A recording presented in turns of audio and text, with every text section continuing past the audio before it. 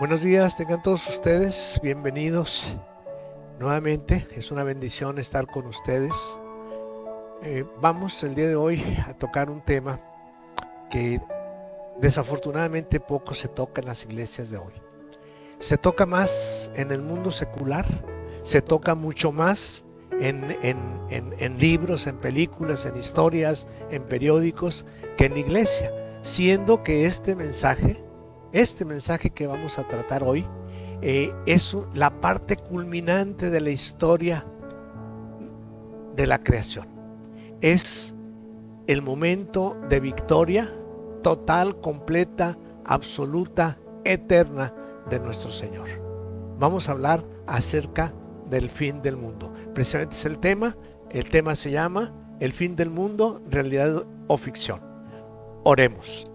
Padre nuestro, amado Padre, Padre celestial, te damos gracias por permitirnos estar hoy en tu santa presencia. Te pedimos y le pedimos a nuestro Señor Jesucristo, Señor, y te pedimos en el nombre de Él, que acompañes el día de hoy lo que habrá de decirse. Que nuestros ojos y oídos espirituales tengan revelación para poder transmitir lo que es tu voluntad, para poder entender lo que quieres decirnos, para que esta verdad que tú nos vas a decir hoy guíe nuestros pasos. Te pido, Señor, por todos los hermanos que están recibiendo esta transmisión, para que también abra sus ojos, oídos espirituales, y haya una sacudida en todos nosotros, que quite ese velo que de repente el mundo, con tanta información, con tanta mentira, pone en nuestros ojos. Que ese velo caiga, que tu verdad, que tu luz nos lleve por el camino que tú tienes previsto. Así sea, te lo pedimos en el nombre de tu Hijo, nuestro Señor y Salvador Jesucristo. Amén, amén. Como decía, el mundo ha tratado desde un principio cuestionar mucho el plan de nuestro Señor. El plan de nuestro Señor tiene varias partes, como vamos a ver, pero la parte culminante es cuando Él regrese en todo su poder, en toda su gloria, a gobernar sobre un nuevo mundo que Él creará para los salvos, y donde Él va a reinar por los siglos de los siglos, donde ya no habrá enfermedad, donde ya no habrá pobreza, donde ya no habrá ninguna de estas cosas que el día de hoy sufrimos aquí en esta tierra. Entonces, el mundo en los últimos tiempos ha creado películas, libros, reportajes, ha anunciado muchas veces el fin del mundo. Y vamos a ver cómo esto nada tiene que ver con lo que el Señor nos enseña. Quiero que vayamos primeramente al primer versículo. Quiero que me acompañen. Es Mateo 24, del 3 al 14. Dice la palabra de Dios: y estando él sentado en el monte de los olivos, los discípulos se le acercaron aparte diciendo: dinos, ¿cuándo serán estas cosas? ¿Y qué señal habrá de tu venida y del fin del siglo? Respondió Jesús y les dijo: mirad, que nadie os engañe, porque vendrán muchos en mi nombre diciendo: yo soy el Cristo, y a muchos engañarán. Y oiréis de guerras y de rumores de guerra. Mirad que no os turbéis, porque es necesario que todo esto acontezca, pero aún no es el fin, porque se levantará nación contra nación y reino contra reino, y habrá pestes y hambres y terremotos en diferentes lugares, y todo esto será principio de dolores. Entonces os entregarán a tribulación y os matarán, y seréis aborrecidos en todas las gentes por causa de mi nombre. Muchos tropezarán entonces y se entregarán unos a otros, y unos a otros se aborrecerán. Y muchos falsos profetas se levantarán y engañarán a muchos. Y por haberse multiplicado la maldad, el amor de muchos se enfriarán. Mas el que persevere hasta el fin será salvo. Y será predicado este evangelio del reino en todo el mundo, para testimonio de todas las naciones, y entonces vendrá el fin.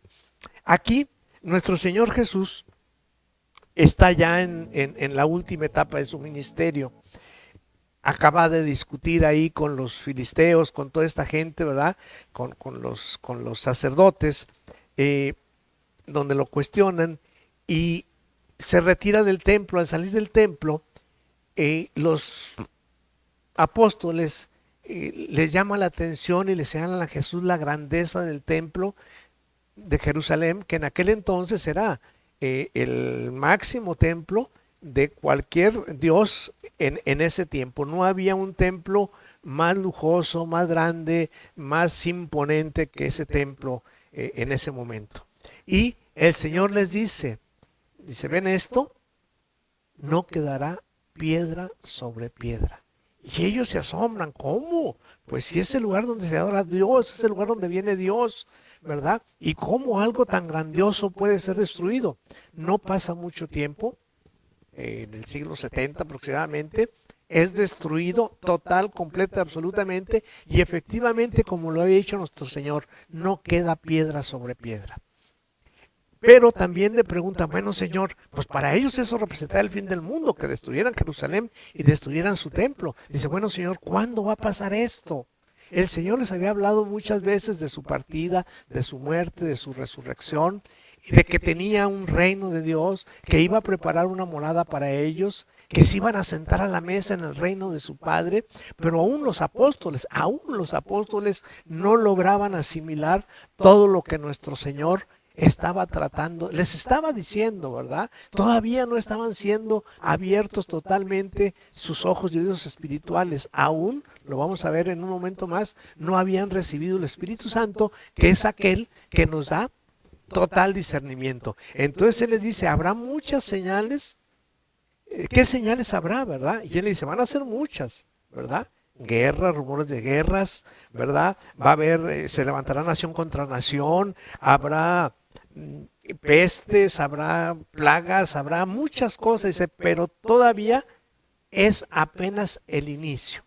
Muchas veces en los últimos, es más, desde el principio, cuando imagínense esas grandes invasiones que destruyeron Jerusalén, el mismo Napoleón que destruyó toda esa parte, Hitler que destruyó toda esa parte, mucha gente seguramente creyó que ese era ya el cumplimiento de la profecía, que había guerra, reino contra reino, pestes, guerras, muerte, dolor, que todo esto ya era el fin del mundo, los que la estaban sufriendo. Pero él dijo, no, tranquilos, es necesario que todo esto suceda, pero todavía no será el fin, es el principio de dolores, ¿verdad? Todavía no llega lo que nosotros, los cristianos, y la Biblia la conoce como la tribulación, y peor aún, la gran tribulación que vamos a ver en un momento.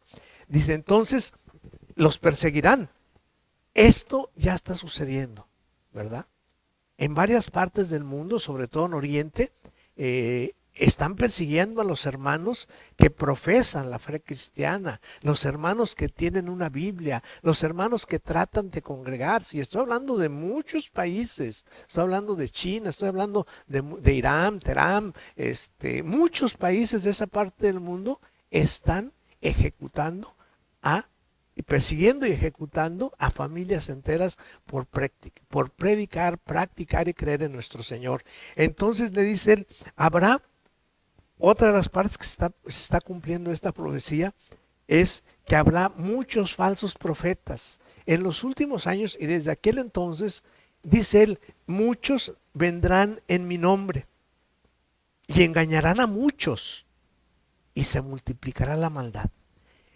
Pocas veces en el mundo se había multiplicado tanta la maldad como ahora. Pocas veces había habido tal maldad en el mundo como el día de hoy, ¿no? Lo que es el aborto, lo que es la eutanasia, lo que es la legalización de las drogas, la pornografía infantil, la prostitución infantil, las nuevas drogas sintéticas que están destruyendo a la humanidad. Nunca el matrimonio había sido tan atacado, buscando disolverlo. Nunca se habían levantado tantas falsas doctrinas, incluyendo, como dice él, dirán que vienen de mi parte, dirán que son los Cristos. ¿Cuántos falsos profetas han dicho yo soy la reencarnación de Cristo? Aún en este momento hay gente que se dice Cristo, ¿verdad? Y incluso ha llevado a grandes tragedias, grupos grandes que se suicidan, ¿verdad?, siguiendo a su falso profeta. Entonces, esto que nuestro Señor está diciendo se está cumpliendo y se ha cumplido como todas las cosas que vienen en la Biblia, ¿verdad? El Señor les anunció su muerte, su crucifixión, su muerte, su resurrección, su ascensión, y vamos a ver, y sabemos que así sucede. Entonces dice, va a haber mucha maldad y muchos se enfriarán, pero el que persevere, ese será salvo. Y luego dice, y será predicado este evangelio del reino de Dios por todas las naciones, entonces vendrá el fin. Nunca como hoy, nunca como en este tiempo, el evangelio había llegado a tantos lugares. Directamente a través de evangelistas que están yendo a esos países poniendo en riesgo su vida, poniendo en riesgo sus familias, porque el evangelista muy comúnmente lleva a su esposa y a sus hijos.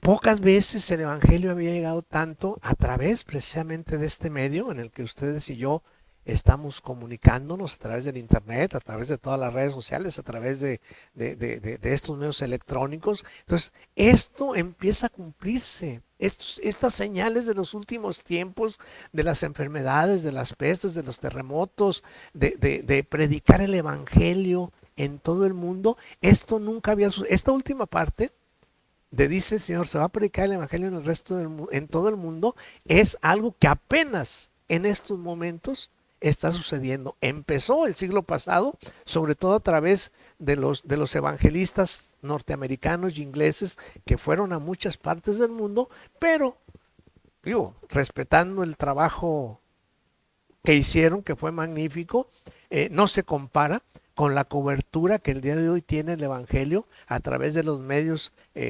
electrónicos. Hoy como nunca se imprime en Biblia, sigue siendo el libro más impreso, el libro más vendido, aunque no necesariamente el más leído, y menos aún el más comprendido. Entonces el Señor les anuncia esto de lo que será el principio de dolores. Vamos al siguiente versículo. El Señor, después de esto, después del versículo anterior, lo apresan, lo condenan, lo crucifican y muere.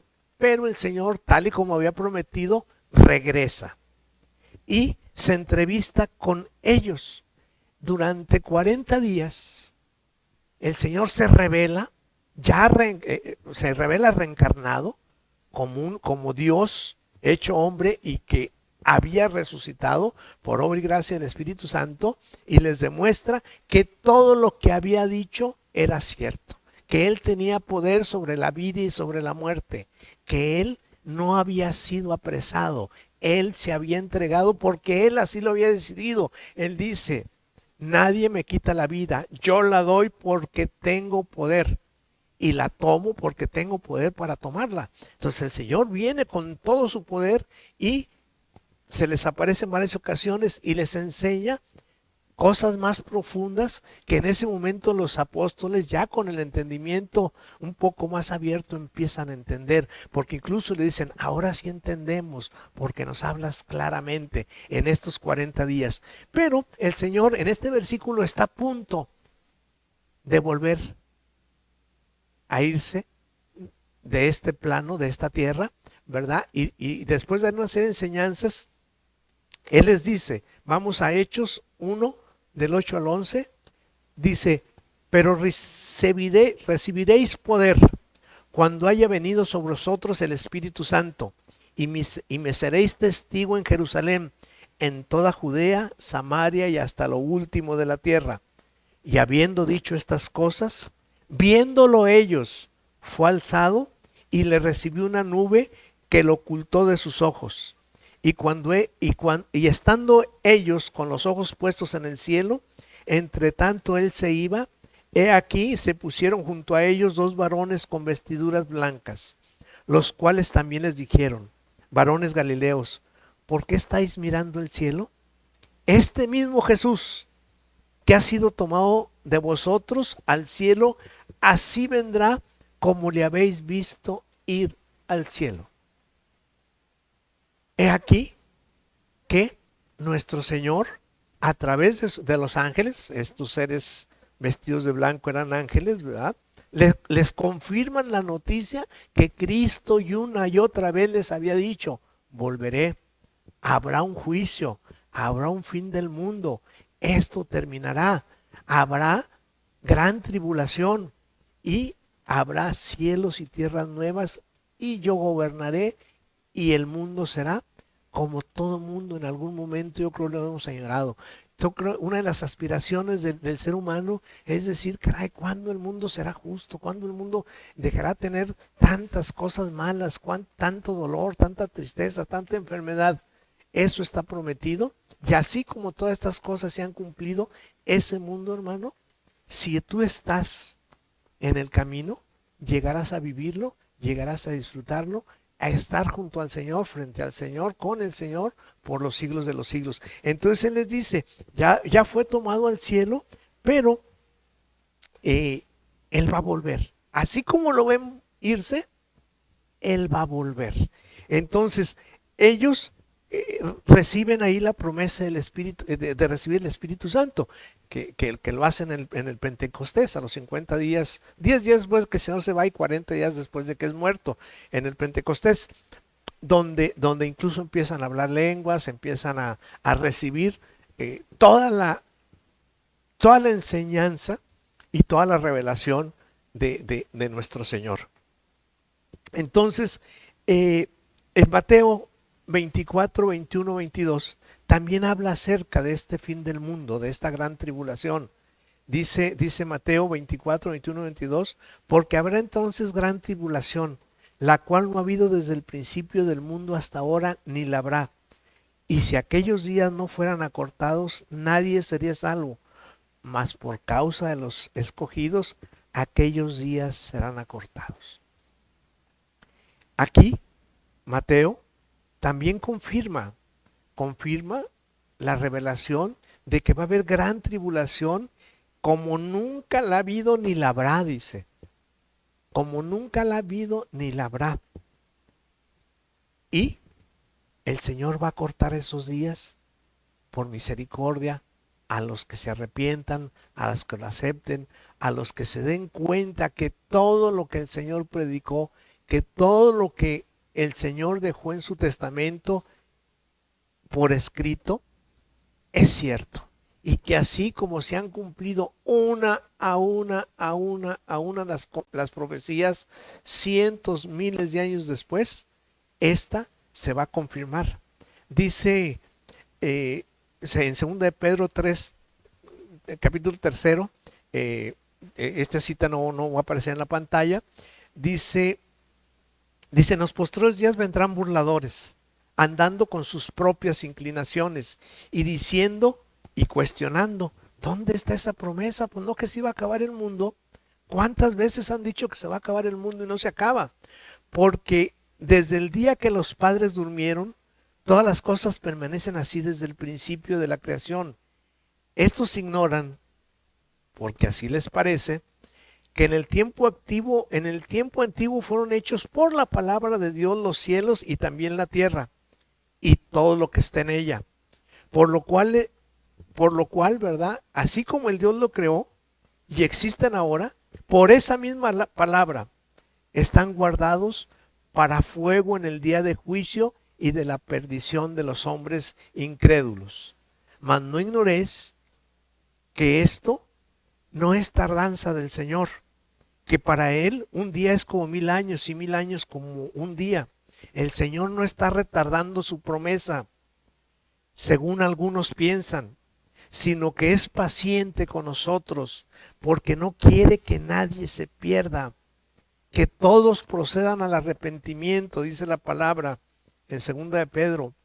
Pero el día del Señor vendrá como ladrón en la noche, es decir, en el momento en que no esperamos, en el cual los cielos pasarán con gran estruendo y los elementos ardiendo serán deshechos, y las tierras y las obras que están en ellas serán quemadas.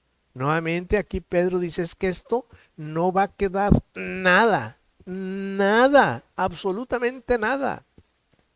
El Señor no va a gobernar sobre las cenizas de esta tierra. No va a gobernar sobre los escombros de la tierra cuando venga el día final, cuando venga el día del juicio. El Señor gobernará aquí mismo, pero sobre una tierra y un cielo nuevo. Y eso es lo que nos dice la palabra. No quedará piedra sobre piedra, no quedará nada, ni cenizas, va a ser consumido. El Señor, el Rey del universo, no va a gobernar sobre ruinas y sobre cenizas. No, el Señor hará un mundo nuevo y un cielo nuevo con esos hombres nuevos que han vuelto a nacer creyendo en Él, con cuerpos glorificados, con nuevos cuerpos, ya no de carne, ya no de esto, con cuerpos glorificados que serán eternos, que no tendrán dolor, que no tendrán enfermedades. Entonces va a ser ese mundo que a lo mejor allá en las grandes fantasías que tú puedes haber tenido, que algún autor puede haber tenido, escrito un libro, hecho alguna película, aunque las películas y los libros siempre son nada más de donde viene el hecatombe, donde viene el fin, donde vienen las desgracias, donde vienen terremotos, donde vienen... ellos no alcanzan a ver la promesa. La promesa, hermano, es para que tú la entiendas, para que yo la entienda, para los que creemos en Él la entendamos. A ellos les es cegado. Nosotros, hermano, y vamos a ver cómo termina la Biblia diciendo, ven Señor, ven pronto, ¿verdad? A nosotros no nos apura que el Señor, y no debe apurarnos, si estamos bien con Dios, que así, en cualquier momento el Señor aparezca de pronto en los cielos y se acaba la historia. Temería yo irme en este momento sabiendo que voy a un mundo eterno. Temería yo sabiendo que voy a vivir en su reino, con Él, como coheredero, en un mundo nuevo, en un mundo donde no hay dolor, donde no hay desgracia, donde no hay enfermedad, donde no hay tristeza, donde no hay llanto, donde no hay nada. Claro que no me da miedo. No, Señor, ya, ese mundo que venga ya, ese mundo perfecto, ese mundo santo, puro, ese mundo que solo muy remotamente en nuestra mente podemos imaginar, pero te aseguro que ese mundo ideal, por muy ideal que sea, no es nada comparado con el mundo que el Señor nos tiene preparado. Entonces, Él aquí dice, serán acortados esos días, ¿verdad? Y luego dice, ¿cómo va a venir? ¿Cómo va a suceder esto? ¿Cómo? ¿Cuándo? ¿En qué momento va a suceder eso? El cuándo no lo sabemos. Hay señales previas que ya se están dando. Pero el día que el calendario maya y que el año 2000 y que el 2012, que el 2000 quién sabe qué, y que el 1800, mentiras, nadie sabe. Es más, al mismo Cristo le dijeron, Señor, dinos cuánto. Dijo, eso está solo en la potestad del Padre. Ni los ángeles ni yo lo sabemos. Cristo, imagínense, ahorita ha habido esas farsantes que adivinan el futuro, que se dicen profetas, profetizas, que dan fechas y todo. Cristo dijo, ni yo lo sé, el único que lo sabe es el Padre. Entonces imagínense cómo el mismo Cristo dijo, yo no les voy a decir porque no sé. Estos se atreven a ponerle día, fecha y hora. Farsantes, farsantes, engañadores. Y tristemente, la gente prefiere creerle a esos farsantes, prefiere creerle al contenido de las películas, prefiere creerle al horóscopo, prefiere creerle al noticiero. El mundo está dispuesto a creer cualquier farsante, cualquier falso profeta, cualquier falsa noticia, cualquier mentira, cualquiera, menos esta, que no es mentira. Prefiere creer todas las mentiras que el mundo puede inventarle y no creer en la verdad de Dios, que ha dado pruebas manifiestas durante toda la historia de que todas sus predicciones se han cumplido. Todas. Qué triste que el mundo sea capaz de creer todas las mentiras que él mismo crea y se niegue a creer la verdad de Dios. Pero así es, hay tinieblas, hay ceguera. ¿Cómo va a ser el día del Señor. Dice 1 Tesalonicenses 4, 16, 17.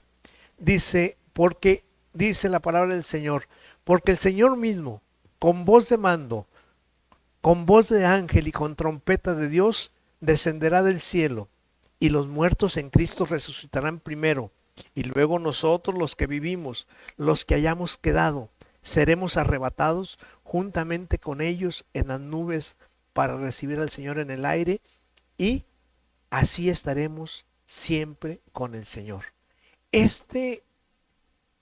Un versículo que ha creado grandes controversias y muchas interpretaciones. Es sobre este versículo, que es el único donde se utiliza la palabra seremos arrebatados, ni siquiera arrebatamiento, que es la palabra que más comúnmente se utiliza, pero habla de ser arrebatados, o sea, un arrebatamiento. Es el único versículo que menciona arrebatamiento, y sobre esta se han hecho decenas y decenas de películas, muchas que tienen algunos visos ahí de tipo bíblico, pero normalmente son objeto de consumo, y nada mejor se consume que las mentiras en este mundo. Estas se venden muy fácilmente, ¿no? Esto es muy difícil que la gente vaya y compre, pero lo demás sí lo compra. Entonces él dice, va a llegar un momento en que el Señor va a aparecer en los cielos. Lo que leímos hace un momento, así como lo vieron irse, elevarse, así mismo regresará y aparecerá en los cielos, y todo ojo lo verá. Todo ojo lo verá en el mundo. ¿Cómo? No sé. Al mismo tiempo, en todas partes, todo mundo lo verá. Dice, y resucitarán los muertos en Cristo. Atención, en Cristo. Todavía no van a resucitar los otros. Subirán primero ellos, y luego los que estén en Cristo, que estén vivos, subirán al cielo con el Señor para estar siempre con Él. No en el cielo, atención. El Señor nos va a llevar como su iglesia, como su esposa. Nos encontraremos con Él en el cielo, y dependiendo, hay muchas interpretaciones. Volverá el Señor con su pueblo a gobernar en la tierra. Pero sí, el Señor nos llevará, como nos prometió, a conocer la morada de su Padre. Él tiene una morada ya para nosotros. La iglesia es su esposa. Él vendrá por su esposa, ¿verdad? Y imagínense, para Cristo, para nuestro Dios, la esposa con el esposo forman uno solo. La esposa y Cristo serán uno solo, porque así dice, será una sola carne, un solo espíritu, una sola sangre. Vamos a estar unidos, como simbólicamente está el matrimonio, una sola carne, un solo cuerpo. Ya no son dos, dice el Señor, son uno solo. Así seremos nosotros, uno solo con Dios, en el momento en que el Señor vuelva en su segunda venida, nos lleve con Él y podamos vivir aquí, dice, y vivirán hasta que la muerte los separe, o sea, para siempre. Hablando en carne, siempre vas a vivir con tu esposa hasta que te mueres o se muera ella, y en el caso de él no, viviremos para siempre, pero ese para siempre es para siempre, el de eternidad. Entonces, al final de la Biblia termina con un libro llamado Apocalipsis. Apocalipsis quiere decir revelación. Incluso así empieza Apocalipsis, ¿verdad? Apocalipsis empieza el versículo 1:1, dice, la revelación de Jesucristo que Dios le dio para manifestar a sus siervos. Apocalipsis quiere decir revelación, y no cualquier revelación, es la revelación de Jesucristo, ya que Jesucristo describe con muchos simbolismos lo que va a ser esa gran tribulación, algo nunca visto. El juicio sobre los que pecaron, sobre los que no creyeron, el juicio de Dios, que ni los malos son capaces de entender tanta severidad del juicio. Miren, voy a decir algo que no se dice en las iglesias. Algo que no se dice en las iglesias, más este mismo tema poco se trata en las iglesias. Yo he preguntado a varias veces a hermanos, oye, ¿Cristo de quién vino a salvarnos? Y casi todo el mundo, Bueno, hermanos, obviamente, yo a otra gente no le pregunto, no tiene caso, ¿ah? Pero oye, hermano, a ver, ¿de quién vino a salvarnos Cristo? Cristo. Dice, ¿del infierno? ¿Del diablo? No, Cristo no vino a salvarnos. Bueno, sí va a evitar que vayamos al infierno, pero no vino a salvarnos del diablo. Cristo vino a salvarnos de la ira de Dios, de la ira de su Padre. Porque como todos estamos muertos en nuestros pecados, nadie éramos salvos, todos absolutamente, esos principios de dolores, esa tribulación, esa gran tribulación, esa tribulación como nunca la ha habido ni la habrá, la iban a sufrir todos, porque no había ni uno salvo. Entonces el Señor tuvo misericordia de su creación y decidió enviar a su Hijo para que los que creyeran en Él, los que lo aceptaran, fueran salvos, se reconciliaran con Él, fueran limpiados sus pecados y pudieran compartir con Él el reino. Porque Dios dice, no he terminado con esto porque soy paciente y quiero que muchos se salven. Cristo vino a salvarnos de la ira de Dios ese día de la gran tribulación. El mismo diablo no la va a soportar, porque también él va a ser juzgado. También él va a ser juzgado y más severamente que ninguno, porque él también lo desobedeció. También él se rebeló a su voluntad, como se revela el mundo que quiere hacer su voluntad y no la de Dios.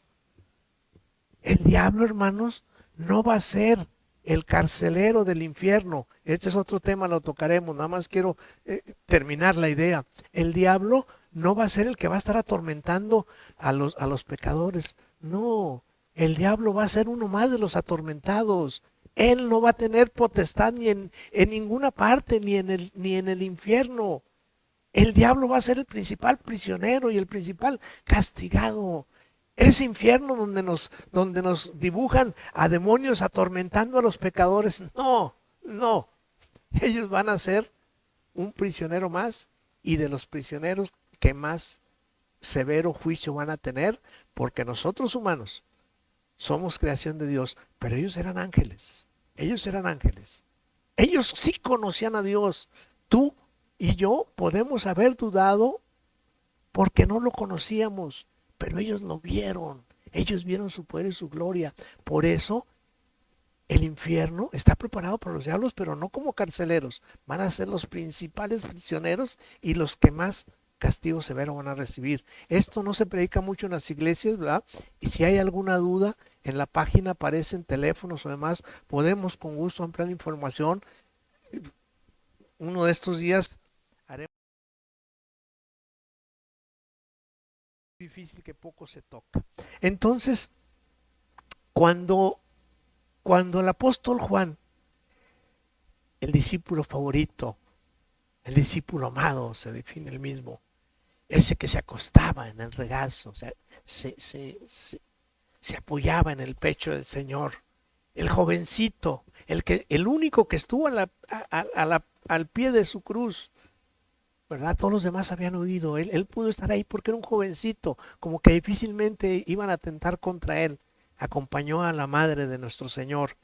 Es más, nuestro Señor le encarga a su madre, ¿verdad? Entonces, Juan es perseguido, es prisionero, y el Señor en una de esas prisiones, en Patmos, en espíritu lo lleva al cielo y le revela muchas cosas. Una de las partes difíciles de donde hablaba yo hace rato, hablaba como parte de la palabra del Señor de los cielos nuevos, está aquí en este versículo como una de las grandes promesas. Dice Apocalipsis 21, 1, 8.